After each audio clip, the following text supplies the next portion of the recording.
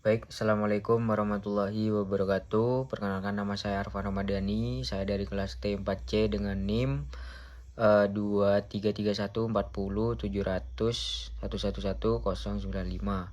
Di sini saya memakai kriptografi dengan judul Implementasi Kriptografi AES dalam Keamanan Data. Sebelumnya, mohon maaf Bapak, saya memakai record di HP karena record yang di laptop saya bermasalah, jadi saya record di HP saya sendiri. Jadi mungkin saya lanjut saja untuk penjelasan terkait apa sih itu kriptografi, yang dimana kriptografi adalah teknik untuk mengamankan data dengan mengubahnya menjadi format yang sulit dibaca tanpa kunci tertentu, lalu digunakan dalam komunikasi digital, keamanan transaksi, keuangan, penyimpanan data, dan masih banyak lagi. Lalu yang ketiga terdiri dari dua proses utama, enkripsi atau mengubah data menjadi bentuk rahasia, dan dekripsi mengembalikan data ke bentuk asli. Lalu pengenalan AES atau Advanced Encryption Standard. AES adalah standar enkripsi yang digunakan secara luas untuk melindungi data, dikembangkan oleh John Diamond dan Vincent Richmond dan ditetapkan oleh NIST pada tahun 2001, menggunakan ukuran kunci 128 bit, 192 bit atau 256 bit. Keunggulan AES cepat, aman, dan sudah diuji dalam berbagai lingkungan. Cara kerja AES sendiri ada beberapa tahapan utama. Yang pertama yaitu key expansion atau kunci utama diperluas menjadi beberapa subkunci. Lalu yang kedua initial round atau add round key. Data awal dikombinasikan dengan kunci pertama.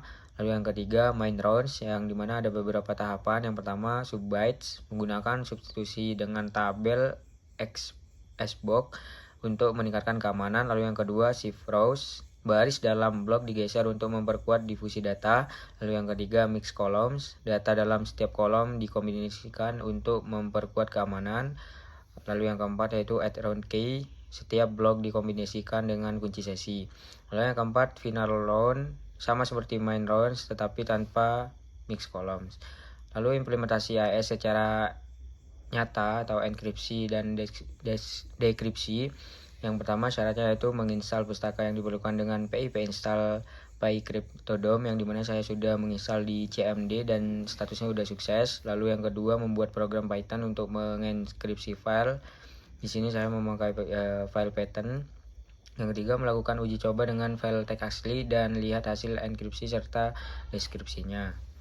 Nah, lalu ini untuk codingan saya, yang mungkin lebih jelasnya saya jelasin lewat VS Code ya. Nah, di sini untuk file codingan saya yang dimana terdapat dua file terpisah, yaitu file AES encryption Python sama input.txt, yang dimana ini merupakan dua file yang nantinya bakal ketika saya running bakal muncul dua file baru, yaitu description.txt sama encryption.txt, yang dimana isi filenya yaitu yang AES encryption Python ini saya jelaskan habis ini. Lalu untuk input txt isinya tuh ini adalah data penting yang harus dienkripsi, jangan sampai bocor ke pihak lain. Di sini saya jelaskan codingannya. Ya, untuk di sini fungsi untuk menambahkan padding agar sesuai dengan ukuran blok AES 16 byte. Lalu untuk paragraf ini fungsi untuk enkripsi file, untuk baris ini fungsi untuk dekripsi file. Lalu untuk key sama dengan B itu kunci AES harus memiliki panjang 16, 24 atau 30 byte. Di sini saya menggunakan kunci 16 byte. Nah, ini untuk menjalankan enkripsi dan dekripsi. Mungkin langsung saja kita run ya. Nanti bakal muncul dua file baru. Nah, itu kan sudah saya run, terdapat decrypted txt sama encrypted txt, yang dimana untuk file dekripsi txt ini sama dengan input. Yang berbeda tuh di enkripsi txt karena filenya tidak dibaca, jadi untuk isinya itu random hasilnya. Jadi begitu untuk penjelasan terkait codingan saya. Mungkin lanjut aja ke PPT saya. Nah, ini terkait penjelasan untuk codingan saya barusan, yang dimana file asli input teks berisi teks ini adalah data penting yang harus dienkripsi, jangan sampai bocor ke pihak lain. Lalu setelah enkripsi, encrypted txt akan berisi teks terenkripsi dalam format yang tidak bisa dibaca. Lalu setelah dekripsi akan mengembalikan teks asli. Kesimpulannya yaitu dengan AES data bisa dienkripsi dan hanya bisa dibaca oleh orang yang memiliki kunci dekripsi. Ancaman terhadap AES, yang dimana yang pertama brute force attack, menebak kunci dengan mencoba semua kemungkinan kombinasi. Lalu yang kedua side channels attack, menyerang berdasarkan pola konsumsi daya atau waktu eksekusi enkripsi. Lalu yang ketiga key leakage, di mana jika kunci enkripsi bocor, seluruh sistem keamanan bisa ditembus.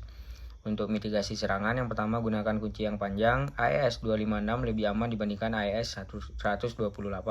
Yang kedua, gunakan mode enkripsi yang lebih aman. Hindari mode ACB, gunakan CBC atau GCM. Lalu yang ketiga, lindungi kunci enkripsi, jangan simpan dalam kode sumber. Gunakan key management system. Lalu yang terakhir, tambahkan autentikasi, gunakan enkripsi dengan autentikasi seperti AES GCM untuk mencegah modifikasi data. Untuk kesimpulannya yaitu AES adalah metode enkripsi yang kuat dan banyak digunakan dalam keamanan data. Implementasi AES bisa dilakukan untuk mengamankan file teks. Untuk menghindari serangan diperlukan langkah-langkah keamanan tambahan.